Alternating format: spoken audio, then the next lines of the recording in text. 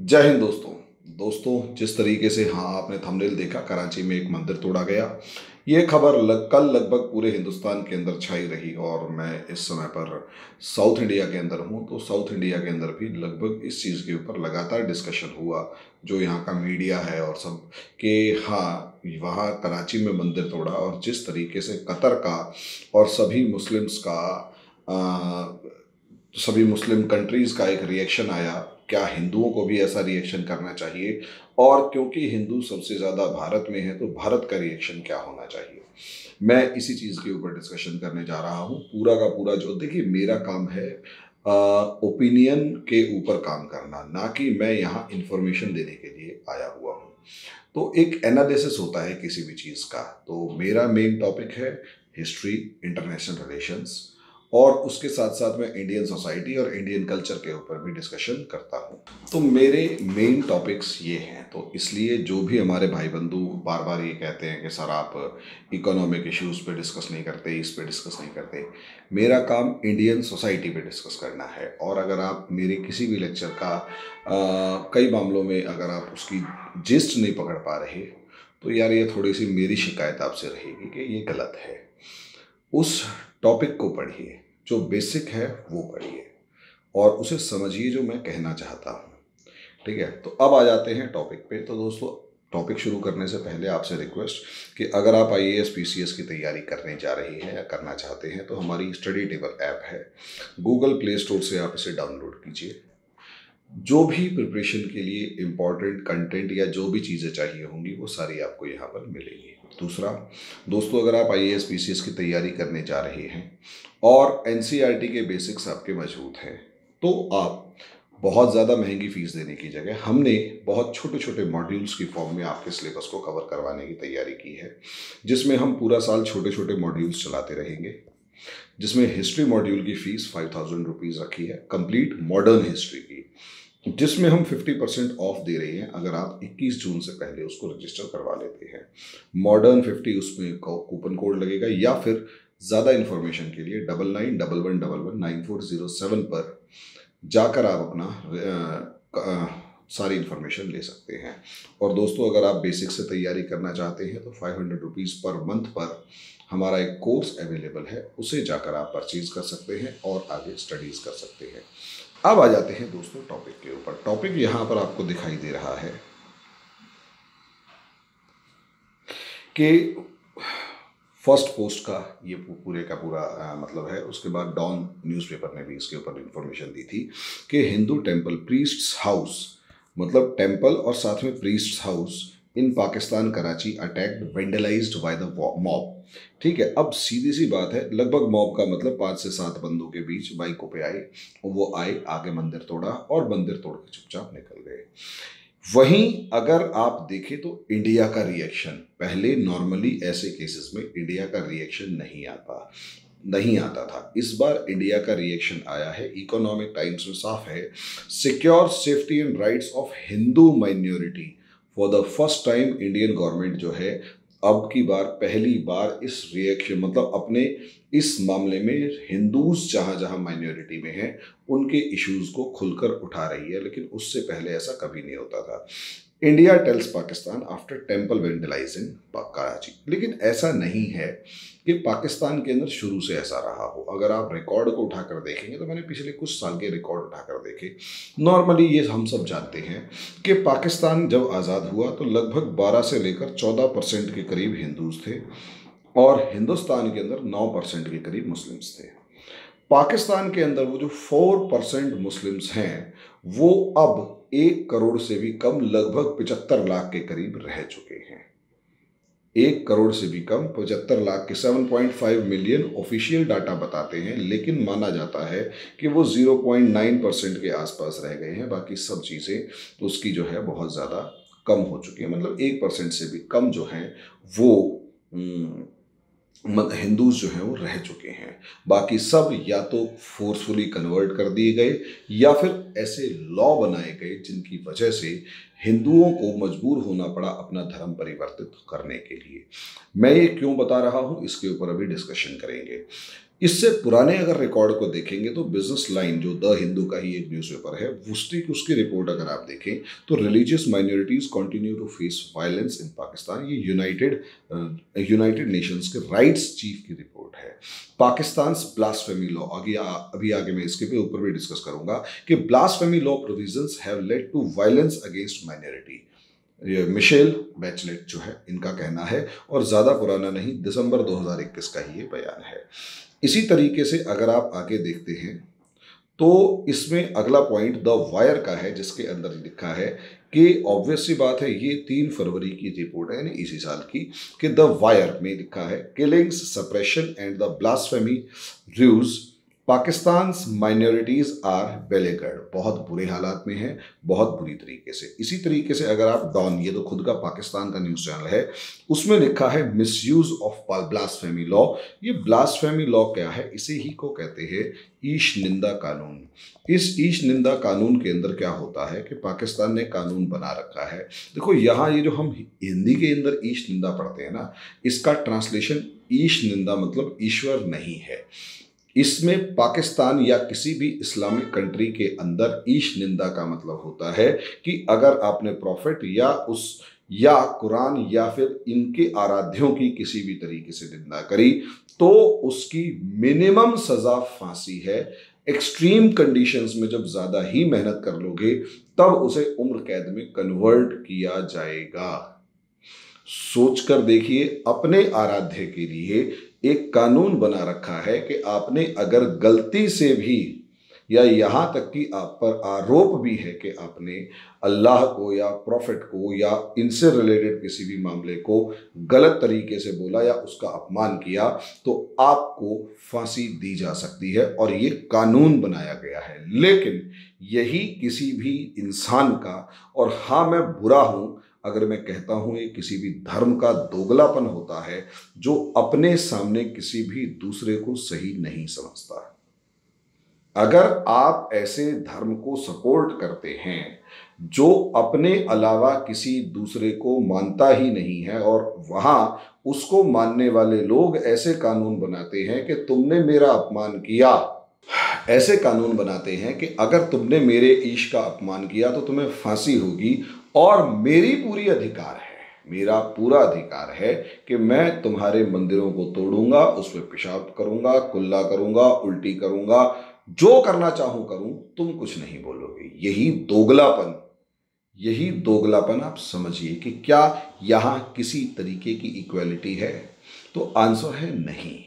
ईश निंदा कानून पाकिस्तान के अंदर ही नहीं, बहुत सारे इस्लामिक देशों में है। तो ये ईश निंदा कानून दुनिया के ज्यादातर इस्लामिक देशों के अंदर इस तरीके का कानून है, और अगर वो नहीं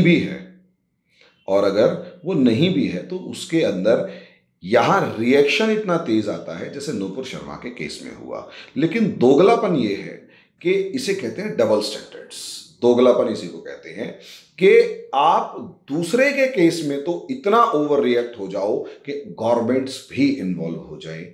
यही पाकिस्तान है जो इंडिया के अगेंस्ट इतना ज्यादा प्रेशर क्रिएट करने में लगा हुआ था कि मतलब हमारे एनवॉय को बुलाया, एम्बेसडर को तलब कर लिया गया, उसके सामने शिकायत कर दी गई, यूनाइटेड नेशंस में मामला उठाने की बात की जा रही है, ओआईसी जो है वो एग्रेसिव हो गया। अब वो ओआईसी कहाँ है ये समझिए। यहां मैं बार बार कहता रहा हूं कि ये जो ओआईसी है, ये इस्लामिक कंट्रीज हैं, ये धर्म को एक टूल की तरह, इस्लाम को एक औजार की तरह इस्तेमाल करते हैं अपनी डिप्लोमेसी को फुलफिल करने के लिए, अपनी जियोपॉलिटिक्स को फुलफिल करने के लिए, पूरा करने के लिए। इनका किसी भी तरीके से इससे धर्म से या देश से कोई लेना देना नहीं है, या इसका कोई लेना देना नहीं है। इनको सिर्फ बिजनेस से मतलब है, और ये बिजनेस के पीछे लगे हुए हैं। अब अगला अगर आप देख लेते हैं ब्लास्फेमी लॉ के अंदर के, यहाँ पर डॉन का ही है, blasphemy and death penalty, misconceptions and explained.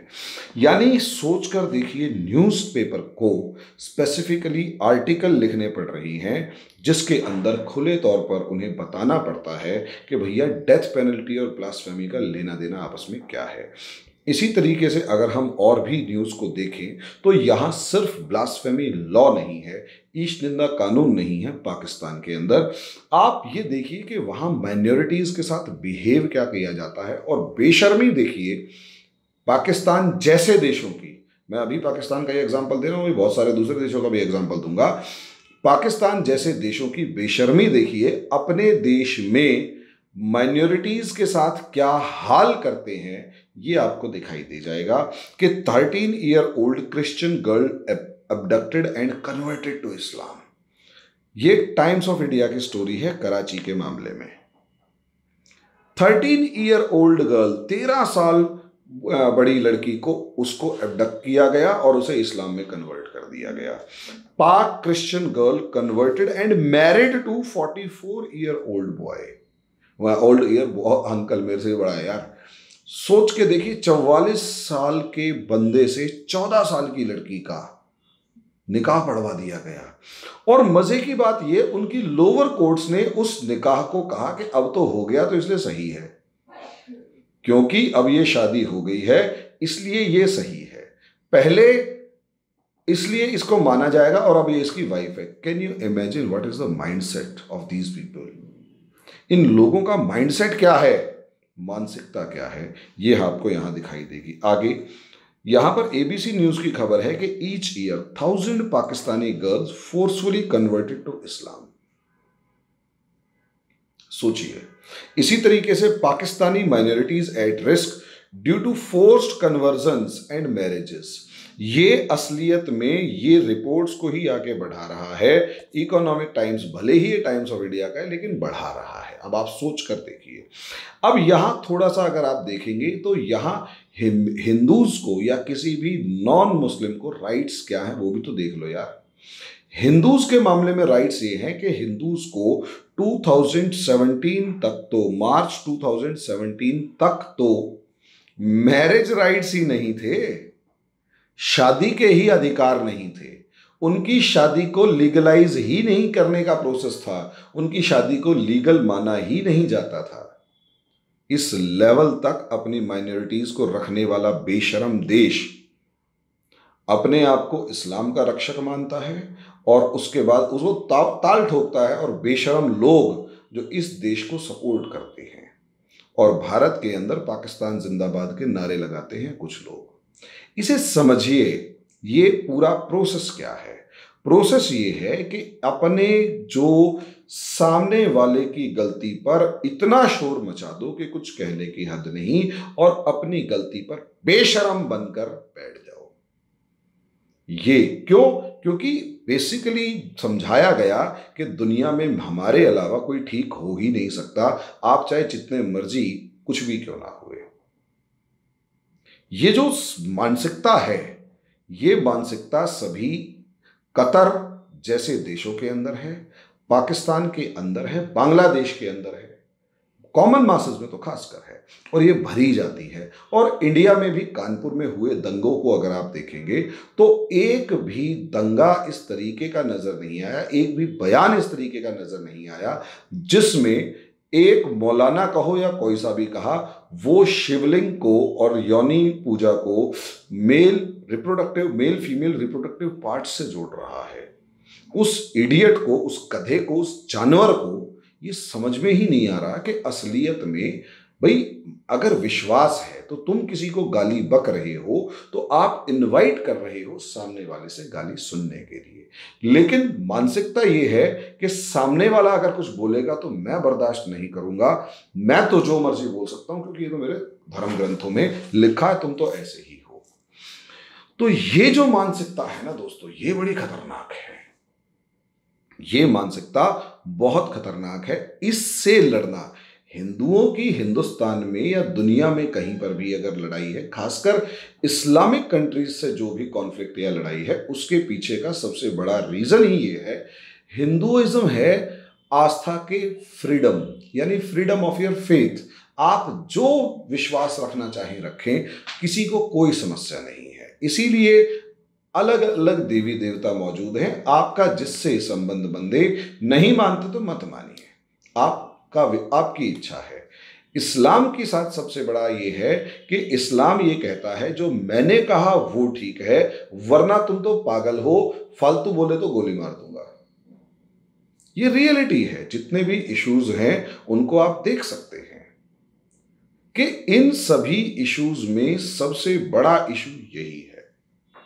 आप इसे अंदाजा लगा कर देखिए। और यही हिंदुओं की आज जो आपको आवाज उठती हुई दिखाई दे रही है, उसके पीछे का लॉजिक ये है। अब यहां पर पाकिस्तान को देख लीजिए। पाकिस्तान, ये आसिया नूरेन या आसिया बीबी का मामला 2010 से बहुत चर्चा में रहा। एक लेडी, बहुत गरीब, बहुत कूड़ा उठाने वाले लेवल की, या यूं कहें जिसे छोटे मोटे काम करने वाले लेवल की, उसकी ही मोहल्ले की 4 मुस्लिम औरतों से लड़ाई हो जाती है। लड़ाई को कानून के तौर पर ले जाने के लिए, उसको सबक सिखाने के लिए उस पर केस किया जाता है ईश निंदा का, और उसे लोअर कोर्ट्स में बिना कुछ सुने फांसी की सजा दे दी जाती है। ये इतने ज्यादा पागल हैं पाकिस्तानी तो कि पाकिस्तानी क्या, इंडिया में भी ऐसा ही कुछ देखने को मिलता है। जरा सी एक पोस्ट शेयर होती है, बंगलुरु पूरा जला देते हैं। यस, जरा सी एक पोस्ट शेयर होती है, बंगलुरु जला देते हैं। शार्ली हेब्दो के केस के अंदर पूरा का पूरा जिसे कहते हैं 15 लोगों को मार डालते हैं। तो ये है क्या मामला? ये मानसिकता है, और ये मानसिकता यही मानसिकता इंटॉलरेंस है दुनिया में, और कुछ नहीं है इंटॉलरेंस। आप खुद सोच कर देखिए, इंटॉलरेंस क्या है? इंटॉलरेंस यही तो है। इंटॉलरेंस में अपनी बुराई को बर्दाश्त ना करना और दूसरे की बुराई पे ऐसा छाती पीटना कि कुछ कहने की हद नहीं। ये क्यों एक मतलब ट्रेजेक्ट्री अगर आप इसे देखेंगे तो आपको अलग ही लेवल दिखाई देगा। अलग लेवल ये दिखाई देगा कि असलियत में हो क्या रहा है। हो ये रहा है कि इनके जितना भी ये एलीट क्लास है, मुस्लिम्स में जितनी भी एलीट क्लास है, इस एलीट क्लास में चाहे वो स्कॉलर्स हों, चाहे वो इंटेलेक्चुअल्स हों, वो सारे के सारे जो हैं वो under the patronage of religion हमेशा रहना चाहते हैं, और रिलीजन के अंदर इनकी साठगांठ उस मौलाना या इमाम क्लास से हमेशा रहती है। और इस इमाम क्लास से जो इनकी साठगांठ है, असलियत में खेल यहीं पर होता है।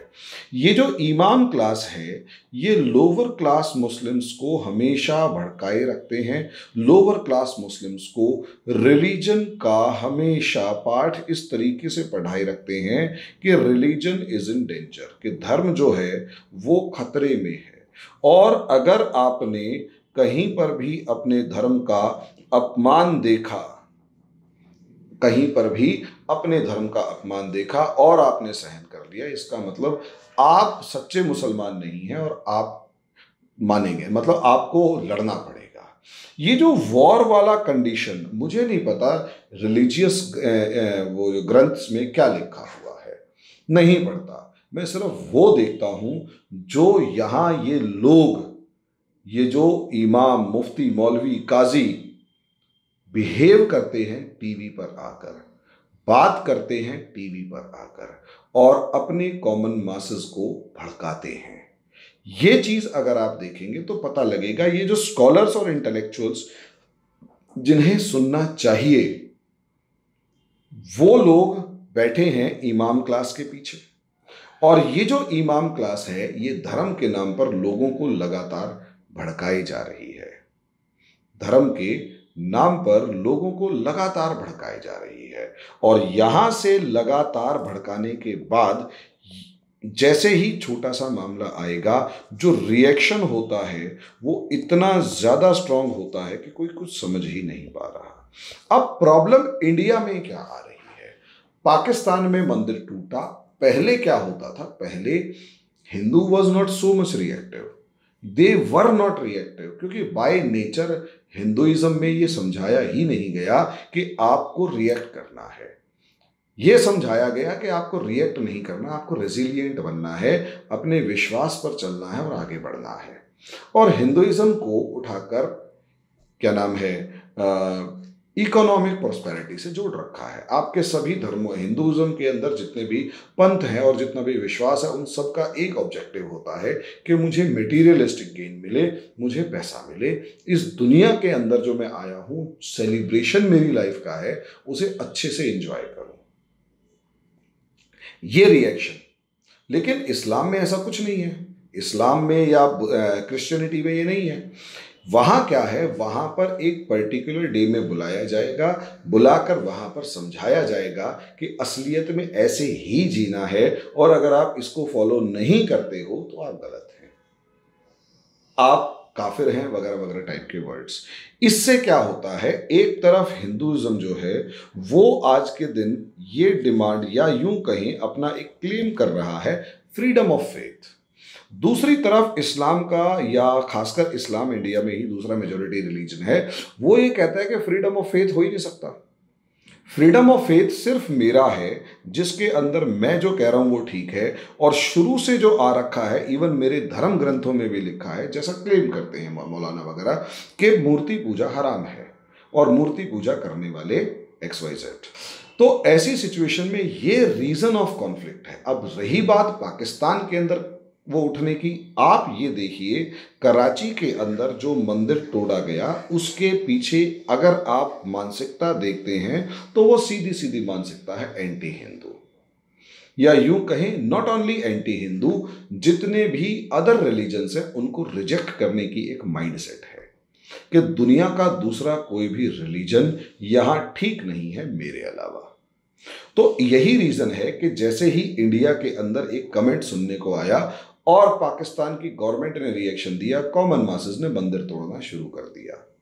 यहां पर सिर्फ पाकिस्तान नहीं, बांग्लादेश के अंदर भी पूजा, वो दुर्गा पूजा का, ज्यादा दूर नहीं, पिछले साल की बात है, दुर्गा पूजा के मामले में पंडाल के अंदर हनुमान जी की मूर्ति पर एक मुस्लिम घुसता है, उनके हाथ में, हनुमान जी की मूर्ति के हाथ में कुरान रख जाता है, लोगों को गुस्सा आता है, हिंदुओं को मारना शुरू कर देते हैं।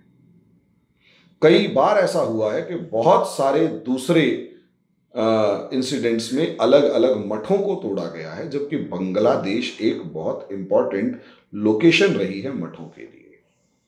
सिर्फ माइंडसेट चेंज किया गया। अब इंडियन हिंदूज को क्या करना है, अब यहीं आकर इंडियन हिंदूज, क्योंकि ये मेजॉरिटी में है और नियरली 80% है, अब आपके पास दो ऑप्शंस हैं। या तो आप इस कराची का बदला ले, जो कि कभी भी कोई ऑप्शन हो ही नहीं सकता। क्यों? क्योंकि पड़ोस के घर में आग लगी है, वो लड़ रहे हैं, वो जाहिल अनपढ़ गवार जानवर समान है, ऐसे में हम अपना देश नहीं फूंक सकते। तो है क्या, है ये कि मजबूती के साथ खड़े रहो, अपने आवाज को बहुत ही एफिशिएंटली उठाते रहो, और अपने देश को इकोनॉमिक प्रोस्पेरिटी और साइंटिफिक टेम्परामेंट में इतना आगे ले जाओ। And what is the cause, या what is the scientific logics and reasons behind Hinduism. जो भी हिंदुइज्म के पीछे साइंटिफिक लॉजिक्स और रीजंस हैं, उनको फॉलो करो, उन्हें समझो और उन्हें समझाओ कि अगर हम तिलक भी लगा रहे हैं तो उसका साइंटिफिक रीजन क्या है। अगर हाथों में चूड़ियां या पैरों में बिछुए या पजेब पहनी जा रही है तो उसका साइंटिफिक रीजन क्या है। अगर ओम का उच्चारण किया जा रहा है तो उसका साइंटिफिक रीजन क्या है। और आयुर्वेद के अंदर अगर हम कुछ फॉलो कर रहे हैं तो उसके पीछे का साइंटिफिक रीजन क्या है। जब जब हम अपने साइंटिफिक रीजंस को, अपने धर्म के पीछे के साइंटिफिक रीजंस को आगे बढ़ाते जाएंगे, अपने धर्म को प्रोजेक्ट में, यूं नहीं कह रहा आप गीता पढ़ के, पुराण पढ़ के, कुछ वेद पढ़ के, उपनिषद पढ़ के, आप कुछ भी पढ़ के उसका प्रवचन देने लग जाए, ऐसा बिल्कुल नहीं है। इकोनॉमिक प्रोस्पेरिटी ही आपकी लाइफ का बेसिक नीड है। जितना ज्यादा हिंदुइज्म में आप समझिए, अपने आप को डिसिप्लिन रखकर जितना ज्यादा आप इकोनॉमिक प्रोस्पेरिटी की तरफ आगे बढ़ेंगे, आर्थिक विकास की तरफ आगे बढ़ेंगे, आपका धर्म खुद ही उतना मजबूत होता चला जाएगा। अगर आप इस इकोनॉमिक प्रोस्पेरिटी को छोड़कर सिर्फ और सिर्फ रिलीजन की बात करेंगे, धर्म की बात करेंगे, साइंस एंड टेक्नोलॉजी से लेकर सब चीजों को छोड़ना शुरू कर देंगे, उसके बाद सिर्फ और सिर्फ बर्बादी है। क्यों? ऐसा इंडिया ने पहले भी करके देख लिया है।